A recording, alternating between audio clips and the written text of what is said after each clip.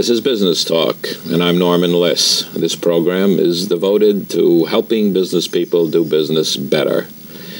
One of the problems that every business faces is how to get business and how to keep business. And my guest today is Randy Hobler, who certainly has a lot of information on that subject.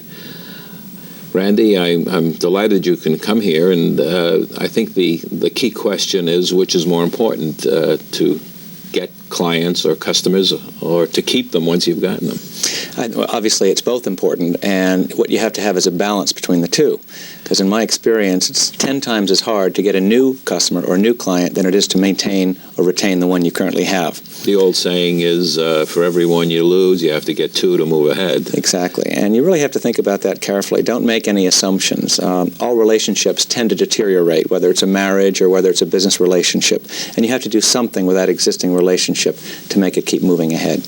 You have a lot of experience in both the corporate end. You worked for IBM for many years, and the advertising agency business for a long time. I first, of course, ran into you and was very impressed with not only what you had to say, but how you said it when you spoke not too long ago at the meeting of the Advertising Club of Westchester, and that's why I invited you to come here today. So what is this saying? How do you find customers? How do you find clients? Where are they? Well, there's all kinds of tools that you can use that all the large companies use, but small companies can use them as well. And one of the things is really first to identify what is it that the customers need, and identify who are the people that need that. And there are all kinds of assumptions that people make. Like one assumption is that a customer is a company. But companies don't read magazines, companies don't watch television, companies don't purchase products. People purchase products. So one of the things you have to think about is who are the people involved in your target audience who have the need that you have. And it sounds rather simple, but when you start getting deeply into it, you start realizing which industry should I be at, which geography should I be looking at, which people within the company should I be looking at, because the assumption is perhaps there's one purchase decision maker inside a company. But how does one know within any company who that decision maker is? Well, first you walk in with a model, and the model is if it's a very small company, all these things will be encompassed in one person. But if it's a larger company, you're going to have a person who is a recommender, a person who is an end user, a person who is an influencer, a person who makes the financial decision, and a person who makes the final decision.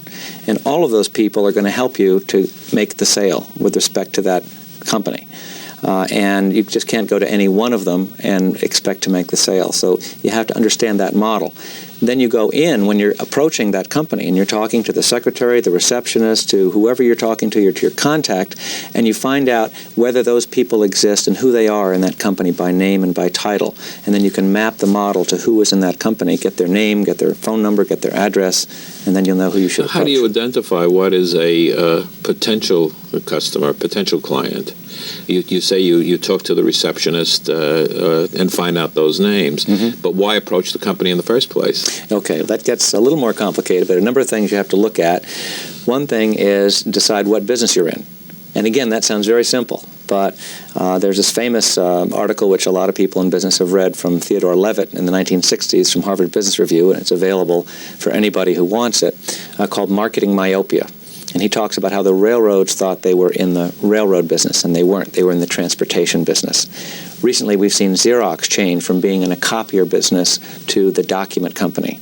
And in so doing, they realized they were too restrictive in just making copiers, and their business was going south. So they expanded it out to anything to do with documents, which was still a very nicely defined business. And everything they do in terms of their products and their sales and their marketing ties into documents. But it broadened their market, enabled them to grow. Is that what the business that they're in, or is it the business that they want to be perceived to be in? Well, you have to look at reality. And there's always this balance between looking at what you want to do, looking at what you're perceived to be by your target audiences, and marrying the two together. And that just takes a lot of work and a lot of common sense, and thinking it through takes a lot of research. One of the things also is not making assumptions once you identify what business you're in and who your customers are, is just making assumptions about what they want with respect to your product or with your service. And the classic example that Mr. Duran talks about in his book on quality is Qantas Airlines, where they assumed that the number one thing their passengers wanted was on-time arrival. Turned out when they did the research, on-time arrival was number 19 on the list of things their passengers wanted. The number one thing they wanted was no lost baggage. So you got to do some research. Doesn't have to be expensive research. You can make phone calls, but if you know that what you're looking for, the model is to prioritize what your customers' needs are, then you can go after what those real needs are. These seem to be large business approaches that you're talking about. Can a small one-person business or five-employee business use these same techniques? Do you have the time to do the research? You almost can't afford not to do it. And these techniques don't cost anything. You just use them. It's knowledge work. It's knowledge-ware. And you can use this to advance your business. And to the degree that you invest in this, the whole point of using all these tools is it tells you what to do. For example, if you know what business you're in, every activity that you're engaged in, and small business people, and I know because I am one, can't afford to do something that doesn't move that business forward. It tells you in a very binary way.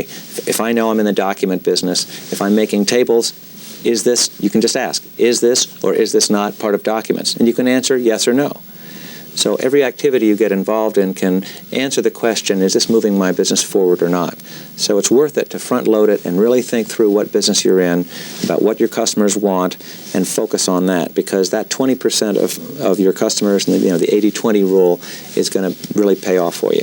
And so you've done your research and you've determined who the potential is and who the person is. How do you reach out to the individual who you've now identified? Another tool you get is media habits. I'm currently doing a project involving CEOs, and those are very difficult people to reach. So when we're talking to the CEOs during the market research, we say, do you watch television? If so, what shows? Do you listen to the radio? If so, what kinds of shows? Which shows? Do you read newspapers? Do you read your direct mail? Do you watch television? Do you read magazines? Which magazines do you read? And you find out very quickly, again, it doesn't cost you anything, a media habits profile of your target audience. And you will find that every target has different kinds of things. For example, small business people in general just don't have enough time to watch television, unless it's shows like this, which are very useful. That reminds me of an incident I heard of years ago when a company wanted to reach out. They just wanted to sell the large motel chains. So there were only 8 people that they wanted to reach in the whole country. And they did exactly what you said. They did research and found out what they read, how they traveled to work, where they lived, and they focused on that so that these 8 people would get the impression that the whole country was talking about this particular product, and it worked. Exactly, and the whole point in the media habits model is not to waste your time. For example, when I was at IBM, we tracked where we got all our leads, and we bought the national edition of the Wall Street Journal, but we saw where it was coming from in the Wall Street Journal, and we found that 80% of our leads for this particular product were coming from the Eastern edition. We were wasting all our money in the Western edition and the Midwest edition. So it really helps you focus your money and your effort on where you're going to get the greatest yield. So now you've got the client. How do you keep the client? Well, there are a lot of ways of doing this. One thing is there are 3 kinds of assumptions you got to be careful about. One is the assumption is, are you both operating off the same set of information? So it's very important to exchange and have the same basis of information if you're running into any trouble in terms of miscommunication or misunderstanding with your client. The other thing is to really understand... clarify that before you leave that subject. What do you mean by having the same information? How do you... What kind of information are you talking about now? It'll vary according to the industry that you're in. For example, in advertising, which I'm familiar with, the advertising agency needs to know all about your company. And you have to be very specific about what they need to know, and you can extend this model to any kind of industry. But you can share with the agency your annual report, your magazines, your internal company magazines, your newsletters. You can let that person take a shadow behind a salesperson. You can have that person visit one of your plants. You can share competitive marketing information with him. You can share competitive advertising information, all kinds of information about your industry and about your company. You're talking about from the client viewpoint in this particular case, and it is up to the agency, the supplier, so to speak, to get that information, to lead and to get that information? Generally, people work by the seat of the pants, whether they're suppliers or their customers. Is that a good way to work? No. I mean, whatever you can systematize, you should systematize. Whatever you can't, don't worry about systematizing it. But someone's got to pick up the ball. If the client doesn't, you've got to. If you don't, they have to. But if neither one of you does, you're bound to have some problems down the road. So you have to find out, as you say, that you're working from the same information. Yeah. What else? Yeah. The other thing is, are you operating towards the same objective? Oftentimes, clients and customers, or clients and suppliers, get into what I call tactical gridlock. They're just butting heads, and they're just not agreeing on something, and they just can't seem to break out of it. And what I suggest they do is to take 2 giant steps backwards and say, what is our objective? And when you do that, oftentimes you'll find that they said, oh, I thought the objective was this, and you thought the objective was that. Then you can sit down and talk about, mutually hammer out what the objective should be. And it's a lot easier to hammer out what the goals and the objectives are, because objectives, as I say, are objective. They're not very subjective like the tactics are. And then when you're working off the same objectives, all these other things tend to take care of themselves. So do you do this in writing? Yeah, you've got to do it in writing. Otherwise, you get into games like paperless promises. I thought you wanted us to do that. Oh, I thought you said this. I mean, get it in writing. Doesn't take much time, and it saves a lot of misunderstandings down the road. Do people feel that if you say, well, now let's put this in writing, that you're trying to pin them down? Does it take a personal relationship, an informal relationship, and formalize it so that maybe some of that chemistry disappears because you're saying we're going to put everything in writing? Yeah, all of this has to be positioned, just like you're admonishing a small child about something they did wrong and say they're not a bad person, but this is a bad thing they did. In this case, you have to contextualize it by saying, look, it's not that I don't trust you. It's that we're human beings. Both of us, always termed in both of us, are prone to error, prone to memory lapses. It's very good for us to just get it in writing so we have it in agreement, especially some real basic documents like objectives and positionings and things like that.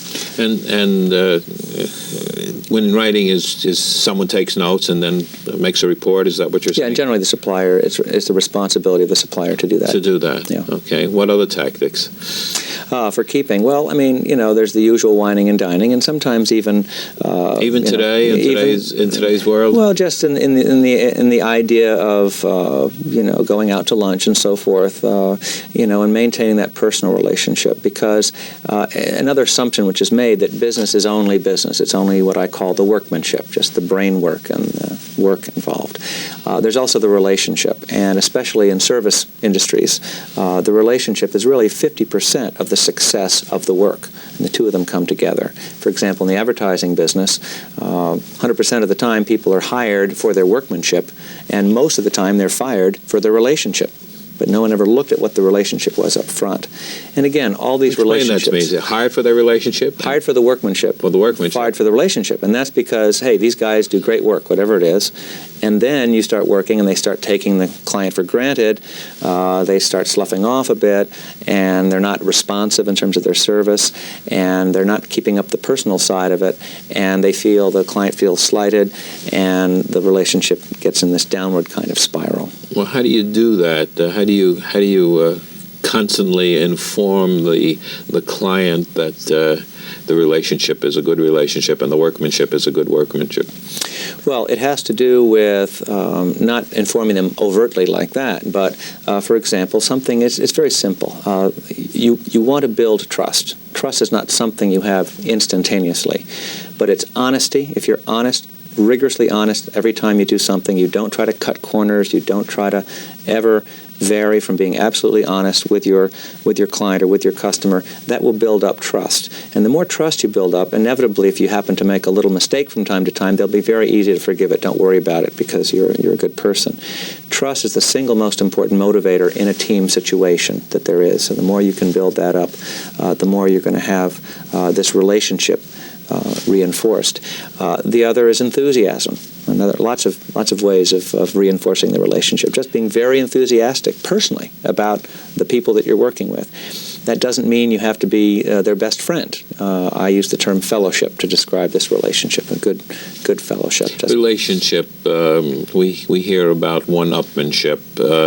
Is there always the feeling that the client, the customer, is superior to the supplier, or is it an equal relationship? Or does it go the other way, that maybe the supplier is more important to the client than the client is to the customer? How does that all work out? Well, ideally, you want to have a partnership kind of relationship, and this gets back to the information and the trust and all that put together, where you want to have the information shared on both sides. And when you're sharing this information, it also shares the fact that you have a certain expertise with respect to this information. And when you do that, each party tends to respect the other for the information, the expertise they have. So the more this exchange goes on, the more you really know how the other works and what they know, you tend to get a partnership where the problem is in between you, or the issue or the work to be done is in between you, and you're equally spaced apart from it. And this is more like a partnership. You're always going to get exceptions where things get out of balance, where the client will play a game I call steamroll. I'm the client, I've got the money, do what I say. And that's a dictatorship. That just doesn't work. It doesn't work. It doesn't even work in the Army. I've been doing some interviews with generals recently. So what do you do? They've got to talk to their people. When you say it doesn't work, what do you do? Do you quit?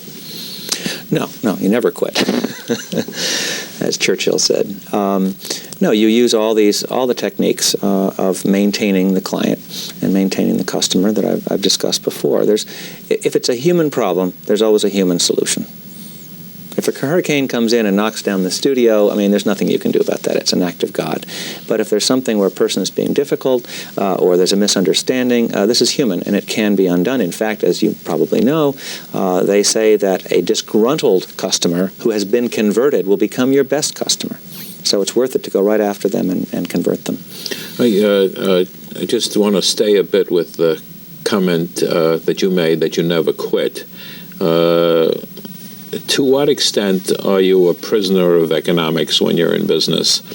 I've often heard said that what you do is based upon how hungry you are. If a situation is impossible, if you have the dictator type of client who makes life impossible, but you need the business, you certainly have to take whatever is given and accept it. On the other hand, maybe you're better off without that client. Sometimes, and go on to other things. So never is a very strong word. Yeah, well, what I would do is advise going through the stages. The first stage is to make sure that you're operating off the same set of assumptions about your information, about your objectives, and so forth, all the business pieces of it.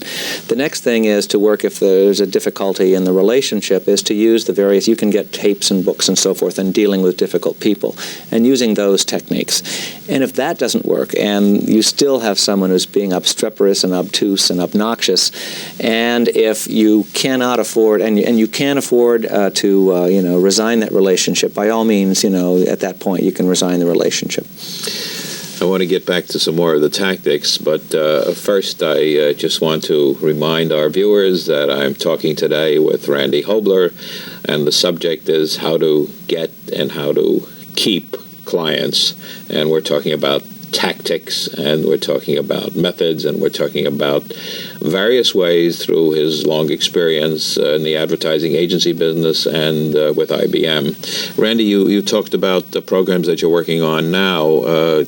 What is your company? You're a small business man yourself. What is your company, and what do you do? Yeah, my company's called ClientCraft, and this is the art and science of relationships, mainly between advertising and direct response agencies and advertising departments of companies, big and small. And what do you do for them?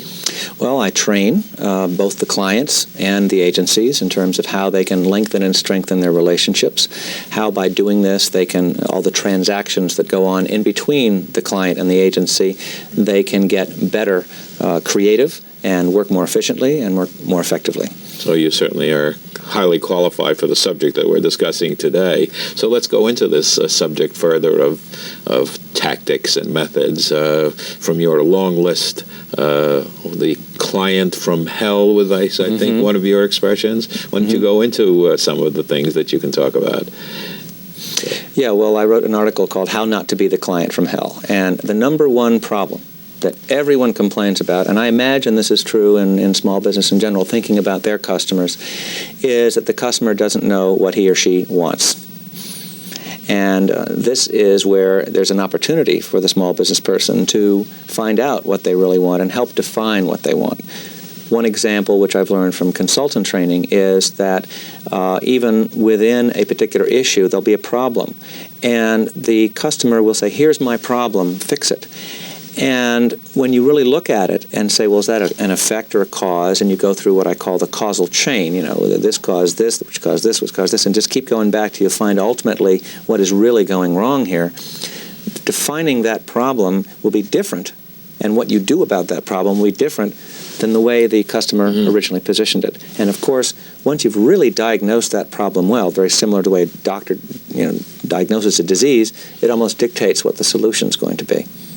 Is it difficult to diagnose? Do you have to be a special kind of an expert to do that diagnosis? No, again, this is like, it helps, obviously, the more you read about problem analysis, but if you just think of this model, again, that anytime the customer is presenting a problem to me, a little red flag, when I do my training, I have little red flags that I give everyone in the class to wave a little red flag if something is not right. A little red flag should go off in your head instead of, again, it's an assumption. Don't assume that when your customer says, here's my problem, that is the problem. Because you could go off and solve that problem, and if that's not the problem, you'll fail, he'll fail, and you'll lose the business. I once heard the head of a very large company, international company, speak, and he said, I operate on the nobody says theory. Mm-hmm. Nobody says that we have to do it that way. Nobody says that we will continue to do it that way because we've always done it that way. And so we have to look at everything from the nobody says approach, and that is there a better way? And, of course, that ties in exactly to what you're saying right now. No assumptions. No assumptions. Yeah, like you're saying, if your approach to the customer were they say, here's my problem, and you just hit them right back and said, no, it's not, they might come back and say, well, we've always done it this way, and you're just going to be butting heads. But the nice thing about the problem approach is to approach it, and there's another very powerful technique that I use, which I call questionship. Phrase everything as a question, sort of like Jeopardy. Mm-hmm. Questions are very non-threatening, and questions get the person to be open about what you're saying and suggesting to them. Give me a such as. Well, there was a fellow once that I know who was presenting to the top guy at IBM, the CEO of IBM, and which is a very powerful man, and the guy said something that he thought was wrong. And I said, what did you say to him? Because you can't just tell him he's wrong. He said, I phrased it as a question. I said, 2 weeks ago you told us X. Today you're telling us Y. Could you please reconcile X and Y for us? Okay. The other thing I do in terms of training my clientele in evaluating creative is to always ask everything as a question. Otherwise, the agency may tend to dig in their heels and resist any suggestions you have. So if you see something that's wrong, what you do is you don't say that's wrong. You say, what's the problem? And then turn it into a question. Say, well, do you think that women who are 55 and above will be appealed to by this particular approach? And then they can say, gee, I don't know, let me think about that, as opposed to, I don't think women will be over 55 will like this product. And then they'll say, oh, yes, they will. That's what they'll say back. So questions, it's a Socratic method, also known, it's been called the Detective Columbo method. Very disarming, very powerful. It's not natural because if you see a problem, you see something wrong, you tend to want to identify it and show how smart you are.